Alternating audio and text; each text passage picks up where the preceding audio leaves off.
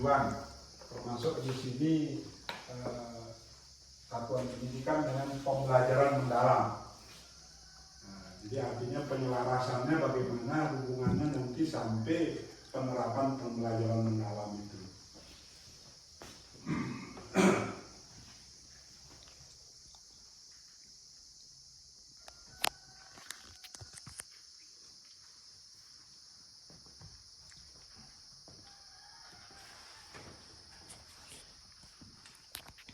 Nah, kemudian tentang visi pendidikan, jadi mengarahkan satuan pendidikan untuk mencapai cita-cita jangka panjang dan menjadi dasar pengambilan keputusan sekolah, kemudian memberikan arah dalam pengembangan karakter peserta didik.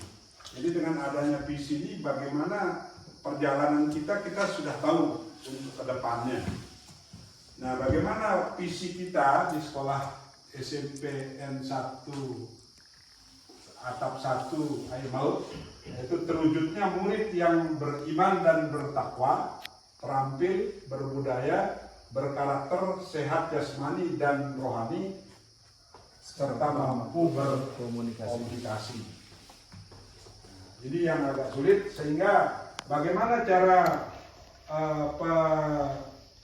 penyelesaiannya untuk menuju itu. Jadi ada misi pendidikan yang kita punya. Adapun misi pendidikan itu menjabarkan visi yang ada di atas, bagaimana langkah-langkah strategisnya, kemudian mewujudkan layanan pendidikan yang bermutu, dan langsung menguatkan budaya belajar yang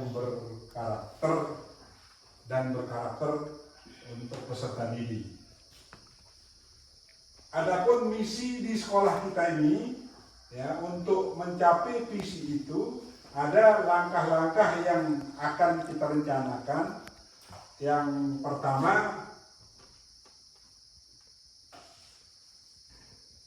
menanamkan keimanan dan ketakwaan kepada Tuhan Yang Maha Esa melalui pembiasaan sikap dan perilaku murid. Nah, ini biasa kita lakukan intinya pada hari Jumat.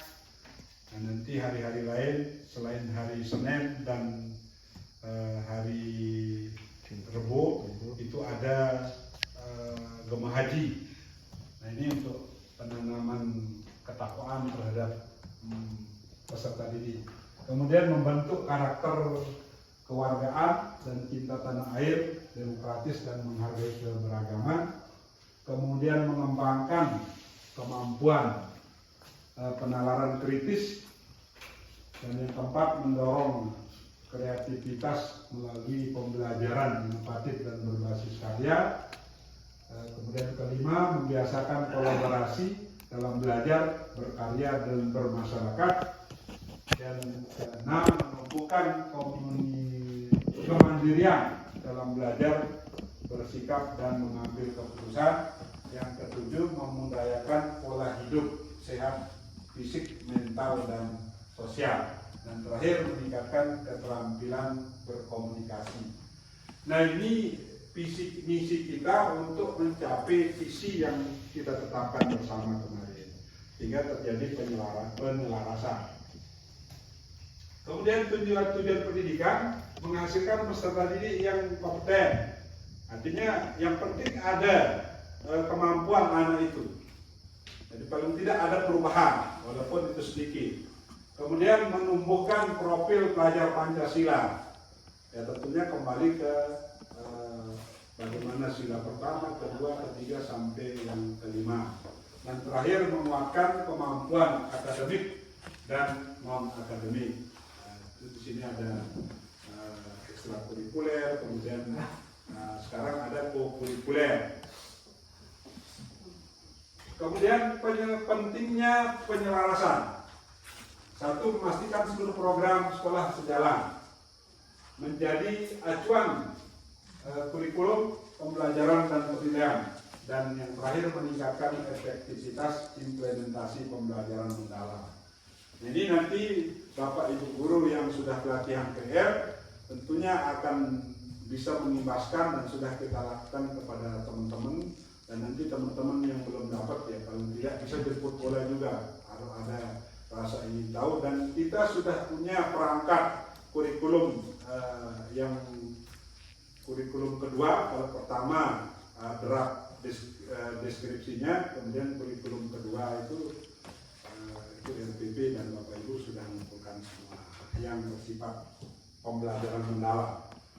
Kemudian pengelolaan pembelajaran mendalam berfokus pada kompetensi esensial, mengaitkan pembelajaran dengan konteks nyata, dan mengembangkan keterampilan berpikir tingkat tinggi. Nah, ini sudah yang analisis di 3 video dari teman-teman kita, itu sudah terkategori seperti itu. Nah, mudah-mudahan nanti teman-teman yang lain juga bisa dengan melihat video yang teman-teman buat yang ikut PM itu akan bisa diimbaskan sendiri, walaupun secara pribadi sudah langsung diimbaskan kemarin.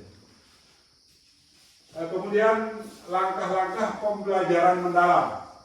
1, mengidentifikasi tujuan pembelajaran.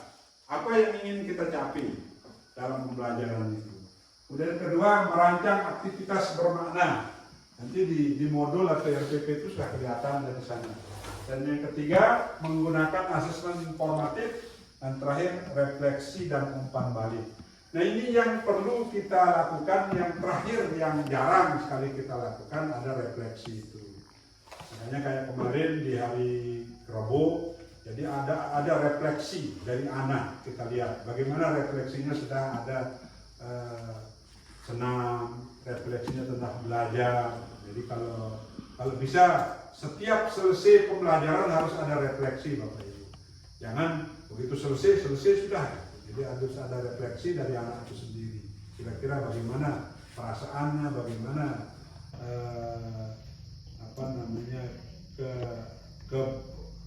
kebermanfaatannya, anak itu tertarik apa enggak yang dipelajari. Kemudian keterkaitan visi misi tujuan dengan pembelajaran. 1, visi misi menjadi arah, misi sebagai strategi untuk mencapai visi. Kemudian tujuan sebagai capaian, apa yang kita capai kita raih dengan melalui jalan visi untuk mencapai visi itu. Kemudian yang terakhir, pembelajaran mendalam sebagai implementasi nyata. Sehingga tidak kayak pembelajaran zaman dulu, ya. Jadi ada kegiatan yang kita lakukan langsung nyata. Kemudian peran kepala sekolah dalam hal ini adalah mengarahkan pelaksanaan pembelajaran mendalam, kemudian membangun budaya kolaborasi, memberikan supervisi akademik bermakna. Dan ini sudah semuanya bisa kita lakukan, dan alhamdulillah tidak ada masalah. Bapak Ibu guru sudah bisa kita diskusi bersama, berkomunikasi, sehingga nanti termasuk kegiatan itu masuk ke dalam PM dan itu bisa kita laksanakan. Yang terakhir, kesimpulan, penyelarasan visi, misi, dan tujuan sangat penting. Kemudian pembelajaran mendalam meningkatkan kualitas belajar. Walaupun itu hanya 1 langkah, jadi tidak perlu perubahannya drastis, tapi paling tidak ada perubahan, minimal perubahan perilaku. Kemudian implementasi membutuhkan kolaborasi seluruh warga sekolah. Ini pesan yang luar biasa yang terakhir ini. Jadi yang garis bawahi, kita semua di sini intinya berpedoman pada kesepakatan. Jadi tidak hanya karena kepala sekolah, tidak karena ini itu, tapi kita sepakat, maka akan kita jalan apa yang kita rencanakan. Ada kebersamaan. Yang terakhir, terima kasih Bapak Ibu guru. Sekian, wassalamualaikum warahmatullahi wabarakatuh. Waalaikumsalam.